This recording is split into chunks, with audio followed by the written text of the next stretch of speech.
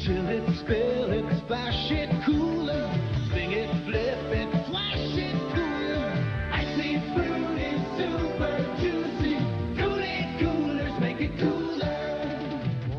The story of Kool-Aid begins with David and Cassandra Perkins, who on January the 8th, 1889, gave birth to Edwin E. Perkins, one of 10 children in the Perkins family. At the time, they operated a general store in Lewis, Iowa, and the family had sold it to move out to a farm in Furnace County, Nebraska. And once there, they lived in a humble 3-room house made of layered sod. And what set that apart from the others was its wooden floors and calcited walls. However, the 1890s of Nebraska were characterized by drought, heat waves, and grasshopper infestation. So life was difficult, and many families struggled to survive, often requiring food and clothing from aid societies from the East. But David and Cassandra worked hard to provide for their children, hauling water from a well a mile away, working long hours in the field, and traveling 10 miles to Beaver City to sell their products. This work ethic allowed them to survive hard times, and beyond that, they sold their house and saved up just enough money to open a brand new general store. A decision was made so that their children could live closer to school, as in Furnace County, they had to walk 3 miles to receive an education. So on January the 1st, 1900, they made the move, and just after 5 years, David Perkins was also able to build a new general store called D.M. Perkins General Merchandise. This was where 11-year-old Edwin got his first work experience, clerking in the store after school. The young boy was rambunctious, often spinning the revolving candy case so fast that customers had to beg him to slow down so they could make their selection. But he was also enterprising, for when a family friend brought back some Jell-O and its 6 delicious flavors from their trip to Hastings, he convinced his father to carry that product in his store. Then, a critical moment happened at the age of 13, when he saw a magazine ad detailing how to become a goods manufacturer. And basically, all he had to do was reply to receive a list of formulas and labels with his name printed on them. He began immediately, turning into a hurricane in his mother's kitchen, cooking all manners of mixtures of concoctions. As he grew, Edwin realized the sales opportunity in people buying goods directly from wholesalers and manufacturers, and then selling them door to door. Before long, he had bought his own small printing press and rubber stamp making equipment to do his own printing. For 4 years after he had finished high school, Edwin published in the local newspaper, handling print orders, and included his own Perkins Products company labels. From there, he was also able to engage the village postmaster, where he set up a mail order business for his products, which were so successful that it saved the post office, which at the time was on the verge of shutting down. During this period, Edwin made and sold all sorts of products, including bluing, perfume, and anything that would come out of his chemistry set. His products were sold through sales agents in a trust scheme, where agents were trusted with merchandise and rewarded with a premium when they sold goods and sent in the money. The same kind of business he read about in the magazines.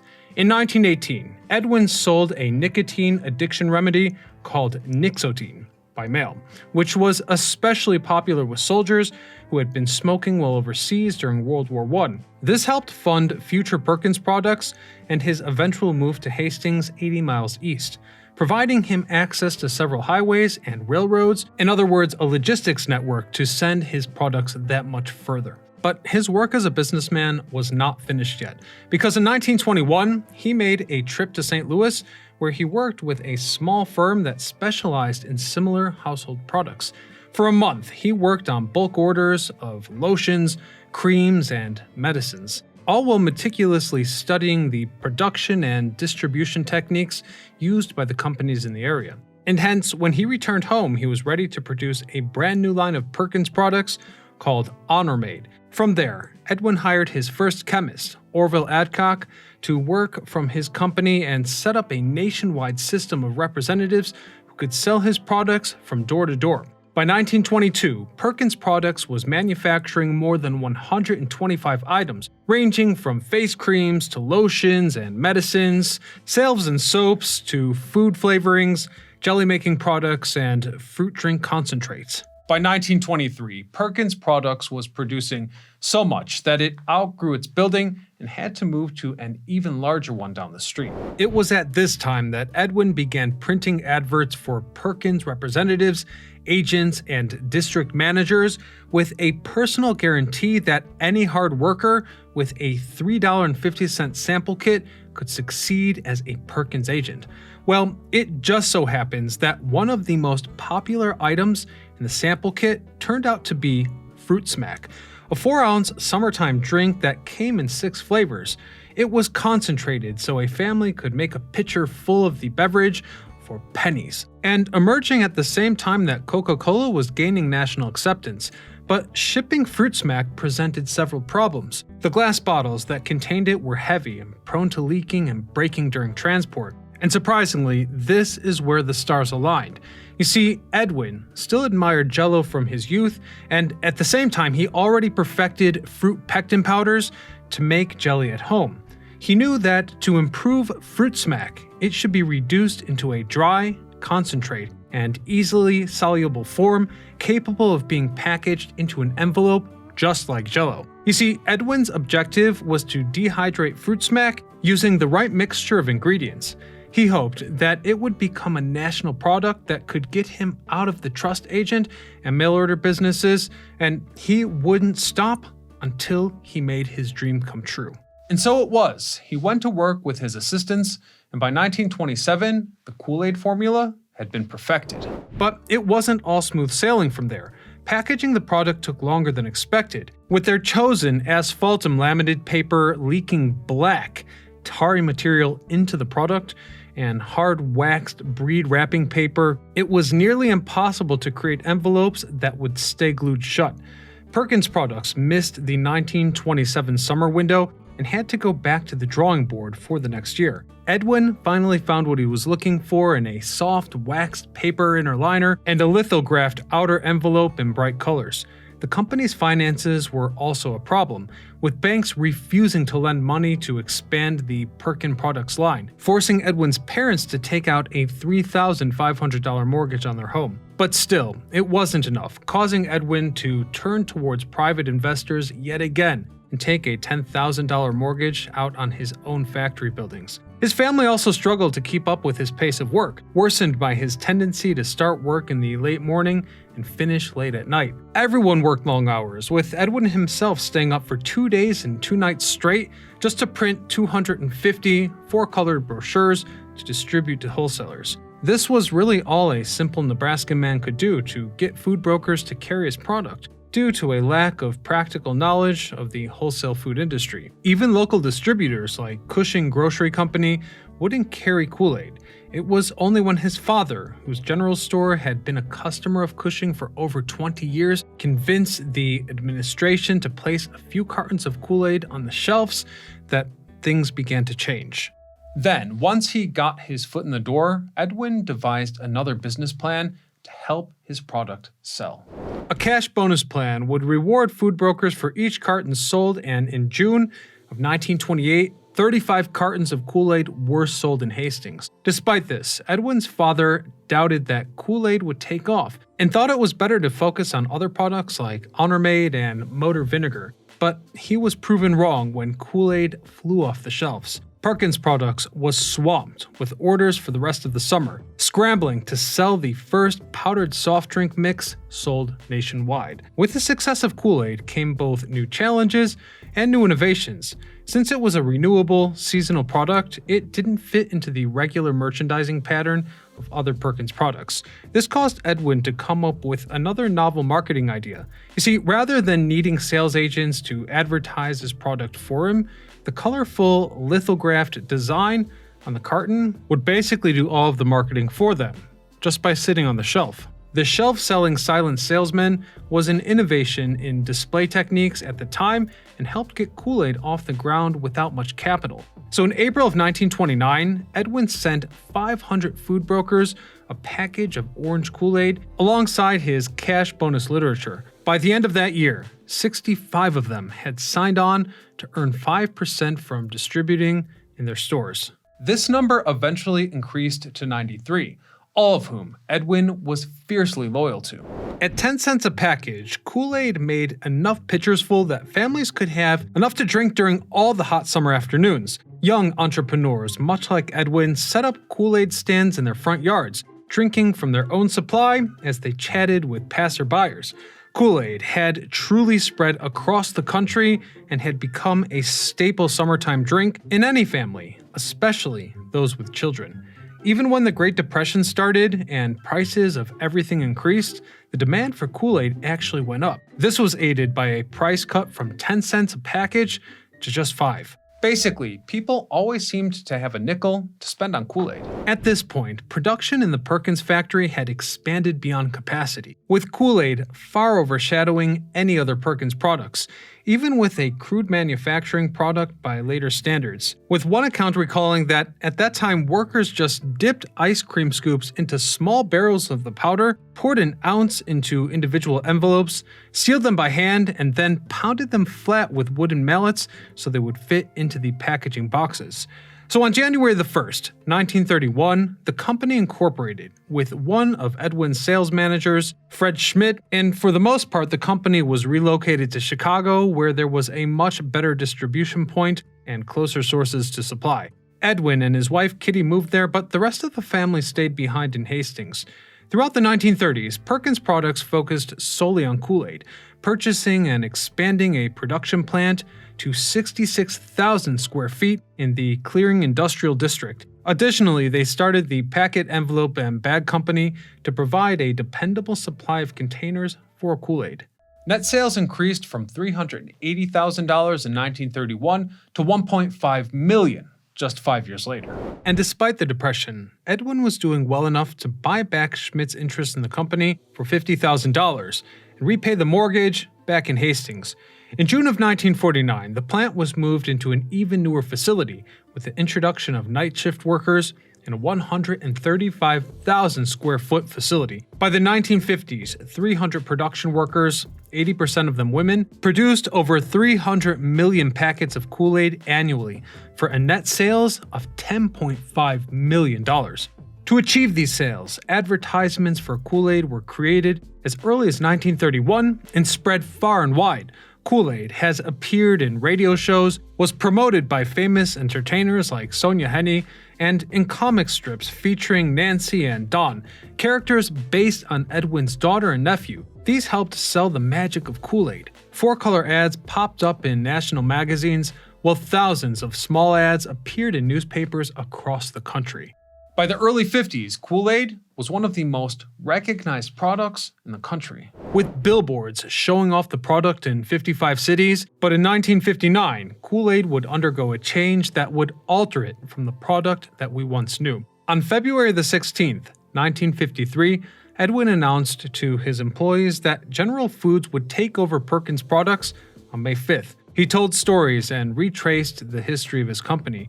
He said that inheritance taxes would charge his estate nearly 2/3 of the value of the company when he died, which would cause the company to be sold and for all of the jobs to be lost. And hence, he preferred to sell to a company that he knew, and this way, all the employees could keep their jobs even after he died. The Perkins Products Company and Packet Envelopes and Bag Company were exchanged for nearly 250,000 shares of General Food stocks, and at the age of 64, more than 50 years after entering the manufacturing business, Edwin E. Perkins stepped away from his work forever. He and his wife established several philanthropic foundations and returned to Hastings. Once there, in their homeland, they donated to Hastings College, Mary Lanning Memorial Hospital, and the First Christian Church. Eventually, Edwin E. Perkins passed away on July 3rd, 1961, in Rochester, Minnesota, following a long battle with illness. His wife lived another 16 years after his death, dying on March 27th, 1977. They both were buried in Parkview Cemetery in their hometown, Hastings. Within a year of General Foods' purchase of Kool-Aid in 1953, the pitcher-shaped Kool-Aid Man mascot was introduced in print and advertisements. Since then, it's been known for bursting through walls and spouting its catchphrase, "Oh yeah." Having remained the same for over half a century, the Kool-Aid Man has become one of the most recognizable brand images and shows no sign of leaving. Other changes were made to Kool-Aid after its purchase, expanding its original 6 delicious flavors far beyond that scope of just raspberry, cherry, grape, lemon, orange, and root beer. In fact, Kool-Aid was not even pre-sweetened until 1964, and this required families to add their own sugar to the pitcher. But did you know that it was originally spelled Kool-Ade, A-D-E, which was trademarked by Perkins Products in 1928? Perkins family lore has 2 versions of how the name change came to be. One says that the government regulators complained that the word Ade, A-D-E, was reserved for fruit juice products, not powders. The other says that someone threatened to sue Edwin if he used the original name. Whatever the story is, the name of the product was changed to Kool-Aid as we know it now, and was trademarked by the Perkins Products Company in 1934. Occasionally, Edwin and company chemists would work on new products that would be less seasonal than Kool-Aid. These products included Kool-Aid soda, Kool-Aid ice cream powder mix, and Kool-Aid bubblegum, which was a favorite of the Perkins family in Hastings. But their sales were never high enough to justify the production, so they were discontinued from the Perkins products line. However, I should point out that there is some contention over where the fruit mix powder was actually invented. People around Lewis, Iowa, where Edwin E. Perkins was born, believed that a fruit drink with a similar name was invented by a local pharmacist in 1914. Another story says that Edwin was producing Kool-Aid in Henley even before 1920. But regardless of the claims and similar products emerging over time, the roots of Kool-Aid can absolutely be traced back directly to the fruit smack advertised in Perkins' 1922 catalog. And finally, Kool-Aid is remembered and celebrated in Hastings annually during its Kool-Aid Days Festival. Starting as the entrepreneurial spirit of a young boy from Nebraska, Perkins Products grew into a juggernaut that flourished even during the Great Depression. Kool-Aid, with its marketability, ease of transport, and lack of processing, has made it a household name for millions. You might even say that it's the story of the American dream. A story of how a good work ethic, a family business, and a few good business decisions turned a few ingredients into a multi-million-dollar business. I suppose all that remains is to try a glass. So one thing that I didn't expect before making this episode is that the producers encouraged people to put Kool-Aid on other things and use it creatively, like in ice cream. And I didn't know that they also made their own pop candy, which I accidentally bought on the internet for our taste test. So I made some Kool-Aid out of pop candy. Let's see if it carries over any of the taste. Surprisingly, it does. It doesn't have that classic Kool-Aid color, but the taste, admittedly, it's not my favorite. Reminds me of childhood, being next to the pool, sunshine. So it's a lot of positive associations that I have with this drink. But now as an adult, I realize that it's much more about the smell than the actual flavor. And right here I have grape. But I thought we'd go ahead and try the actual Pop Rock candy since they encourage creativity. And let's see how Kool-Aid comes across in other forms.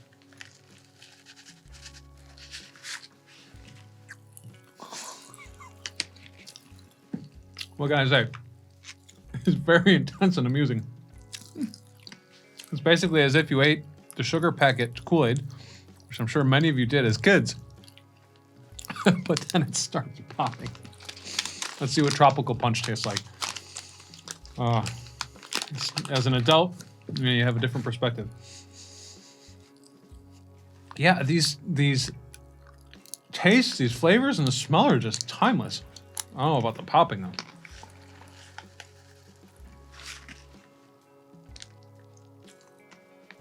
Oh, I don't like that one.